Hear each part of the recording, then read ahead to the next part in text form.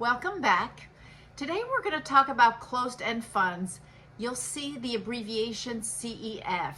A closed-end fund is an investment fund that operates similar to an open-ended fund, which is also called a mutual fund, or an exchange-traded fund, which is also called an ETF.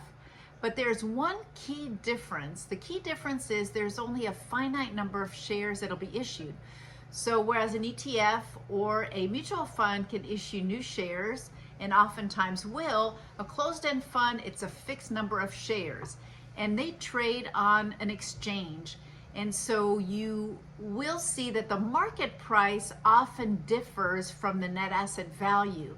The net asset value is the value of the underlying securities. And oftentimes the price does not match the net asset value. Now, oftentimes the price is actually lower than the net asset value. You would think it might be the opposite because there's a fixed number of shares. The price would get bid up to be above the net asset value, but oftentimes it trades below the net asset value.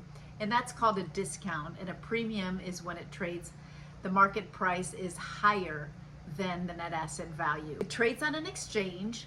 So you also sometimes have to pay commission depending on where you're trading. And another difference is that you will see a spread, meaning the price that you pay to buy a share of that closed-end fund is slightly higher than the price you would get to sell a share, and that's called a spread, and sometimes it's just a matter of pennies. So a closed-end fund can invest in a wide variety of asset classes, stocks, bonds, commodities, alternative investments, currency, whatever. So it's similar to a mutual fund and an ETF in that sense. But again, the big difference is it has a fixed number of shares.